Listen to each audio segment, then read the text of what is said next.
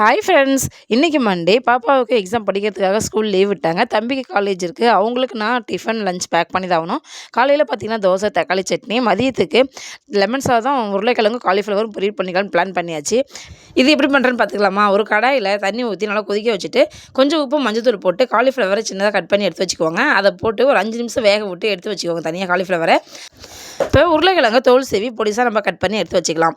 ஒரு கடாயில் எண்ணெய் ஊற்றிட்டு கொஞ்சமாக சோம்பு போட்டுட்டு ஒரு வெங்காயம், ஒரு பச்சை மிளகாய் கட் பண்ணி வச்சுருக்கோம், அதை சேர்த்துக்கலாம். இது கூட கருவேப்பிலை கொஞ்சம் போட்டு நல்லா வதக்கி விட்டுக்கலாம்.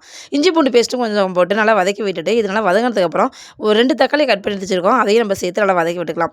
இது நல்லா வதங்கினதுக்கப்புறம் கட் பண்ணி வச்சுருக்க உருளைக்கிழங்கு ஃபஸ்ட்டு போட்டுக்கோங்க. போட்டுட்டு நல்லா இது எண்ணெயிலே வதங்கட்டும். அதுக்கப்புறமா காலிஃப்ளவரையும் போட்டு நல்லா வதக்கி விடுங்க. இது 2 நிமிஷம் எண்ணெயிலே வதங்கட்டும். ஆனால் மீடியம் ஃப்ளேம் வச்சுக்கோங்க.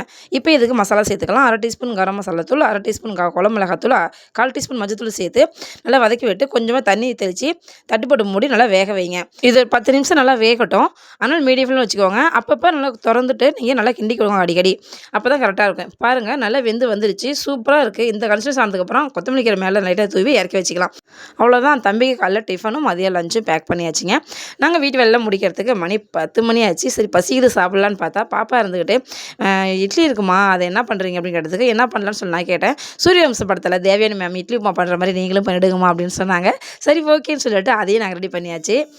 இதுக்கு பார்த்திங்கன்னா ஒரு கடாயில் எண்ணெய் ஊற்றிட்டு கொஞ்சமாக ஜீரகம் சேர்த்துக்கோங்க. ஜீரகம் சேர்த்துட்டு ஒரு வெங்காயம், ஒரு பச்சை மிளகாய் சேர்த்துட்டு கருவேப்பிலை சேர்த்துட்டு இது நல்லா வதங்கினதுக்கப்புறம் இட்லி நல்லா தூளை ஊற்றி வச்சுருக்கோம், அதை போட்டு ஆனால் மீடியம் ஃப்ளேமில் வச்சு நல்லா வதக்கி எடுத்திங்கன்னா சூப்பரான இட்லி உப்புமா ரெடிங்க. இதுக்கு உருளைக்கிழங்கு, காலிஃப்ளவர் பொரியலும் வச்சுக்கிட்டோம்.